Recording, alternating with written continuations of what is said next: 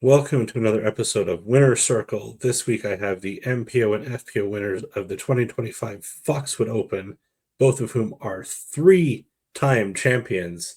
I have Chantel Bedinsky and Thomas Gilbert. How are you both?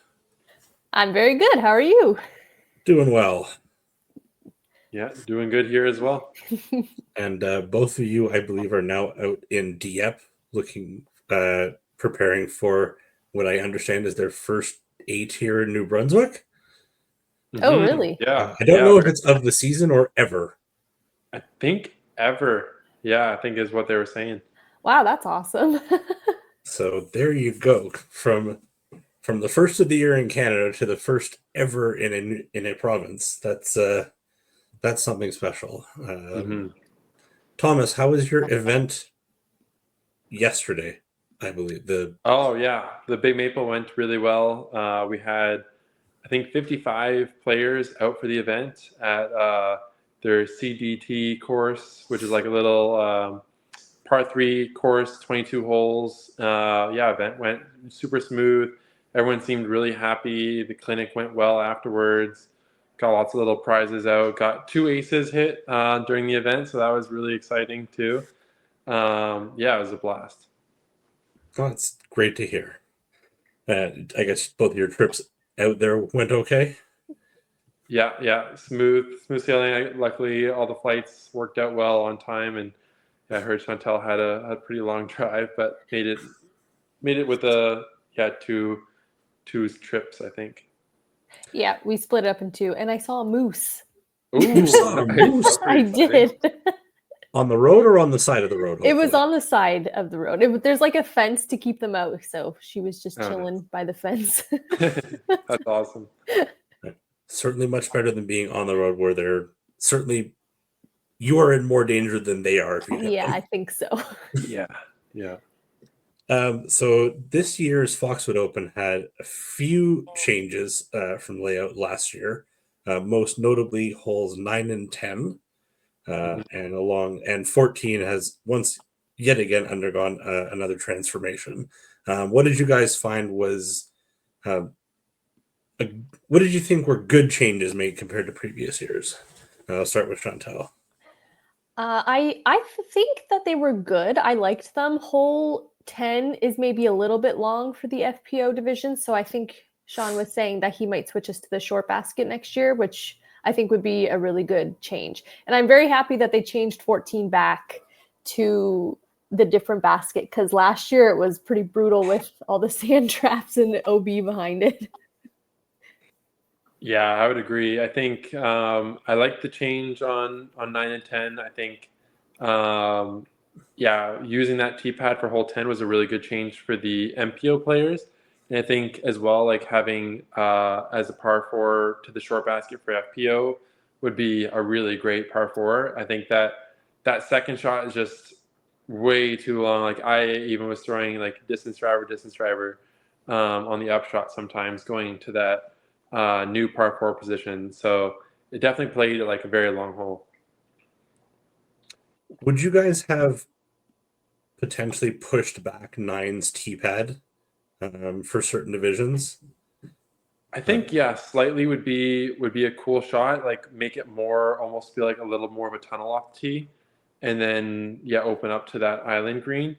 It kind of felt like I was just swinging a forehand out there, which was kind of similar to what it was last year. So I don't think it quite gave the same effect that they were maybe hoping for. I know as well, like using 9's old tee pad for now what hole 10 is also part of the change there. But I could see them adding a little bit of difficulty, putting the tee pad back like another 30, 40 feet. Kind of where they had those like the Hope Goat banners set up, like back in that area. So. Yeah, I mean, I can't complain. I managed to stay out of there one down on the weekend compared to previous years where I've had trouble hitting that island. Yeah. But yeah, I liked it. And Chantal, you mentioned moving 14, I guess, into a position from a few years ago where it was just past the green. But MPO and I think MA1 were playing possibly the other pro divisions, B40 as well. played to a longer position, like way past the green. That was new. Do you find that better than playing into the sand trap, basically? Oh yeah, I think almost anything was better than playing into the sand trap. I think that hole was just really, really specific, and you almost had to just accept a sand trap shot if you were going to try to go for the green in 2. And I think, yeah, definitely in making it a par 4 or par 5 to the longer position was much, much better. Made the whole play a lot smoother, as well as made the shots like more manageable. Like you knew, okay, you're going short of the pond, short of the green, and then up to try and get up to the long basket position, or the other shorter basket position just long of the green, for the ladies and other divisions too. Now, we had some interesting weather this weekend. I think it is probably by far the windiest I've ever played that course.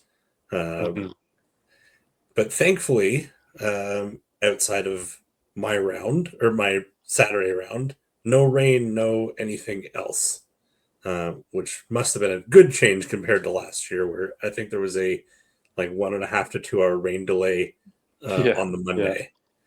Yeah. So, can you speak to how different this course plays when the wind is up the way it was this weekend, and if it made you change your game plan? Well, for me, I definitely just try to play smarter. So I'll just throw most stable disc that I can find and just try to keep it in bounds. I'm not really trying to get too greedy with the birdies when it's that windy. That's basically all that I change. Yeah, I'd say same for me. Like just increasing the stability a little bit, using some of my like power and distance advantage to just go more overstable and kind of still get about the same distance up the fairway. But as well, like really trying to be strategic on the putting greens to not like blow past the basket and take 2 or 3 putts on each hole. I think that was a main thing that I saw round 1 that happened to a lot of players that kind of got into some pretty big numbers. And so just avoiding those as much as possible, and definitely had to think about that more this year than any years in the past. Now, when you're on tour or doing a bunch of tournaments kind of back to back without being able to go home, do you take a pile of discs with you depending on what the conditions are going to be like, and in order to be able to swap stuff out as conditions dictate? I definitely do. I have a bunch of backups, and I just have a bunch of stable discs just in case. Yeah, same here. I'll typically, like, especially if I'm driving around on tour, like in my own vehicle, I'll have like usually an entire like practice tool bag worth, which usually can carry up to like 40 discs, and I'll have that as like my backup discs. Now that I'm kind of flying around a little bit more, that number is probably reduced to about like 10 to 15 extra backup discs. So it's more just replacements for discs that I could potentially lose, and trying to just make sure that my bag kind of covers the whole range of stabilities just for whatever I could possibly face, is kind of how I go about it when I'm on this leg of the tour. Now, Chantal, you were in the driver's seat for pretty well all 3 rounds this year. Is it a different feeling to be kind of in the lead the entire way through than fighting it out through 3 rounds? I think so. It's always nice to get a little bit of a lead right away, and get a cushion. It's weird though, because we had the worst conditions on Saturday and I played the best. I think it was just being smarter about what I was doing. I was being a little bit more aggressive the other days, and it was still windy, so sometimes that bit me in the butt. But it just feels nicer when you're in the lead and have some wiggle room. Well, on the other hand, Thomas, you were chasing it down for after day 1, and ended up shooting an incredibly hot round on the Monday to secure the victory. What was going through your mind just trying to make it a three-peat on the Monday? Yeah, I knew, like, especially with how windy and how cold it was the first 2 days, I knew I just kind of had to stay in it and try to be in a good position to really attack and hope that the weather was going to kind of take a turn for the change, turn for the better the final day, and luckily it did.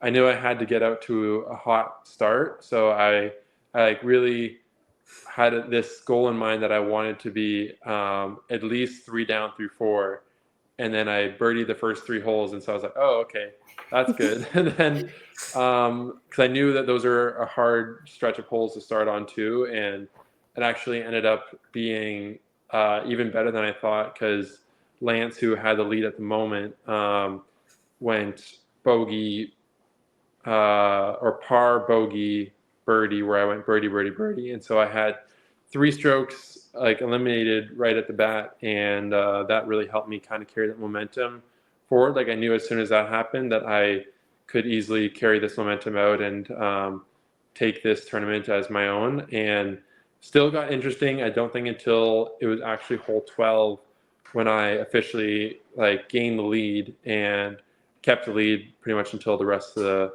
end of the round. Now, winning this tournament means you guys get your spots for USDGC and Throw Pink respectively. Again, at least 3 straight years, if not more, for both of you attending this event. What are you looking forward to in Rock Hill for October? I just always love going to play there. It's so much fun. The course is awesome, and it's like kind of the last tournament of the season, so it's nice to just go out there and try to play your best.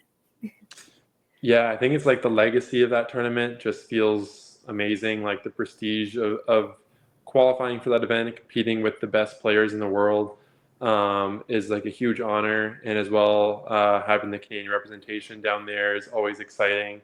And yeah, it's just a tournament that like you feel honored to qualify for and be able to have the opportunity to participate in.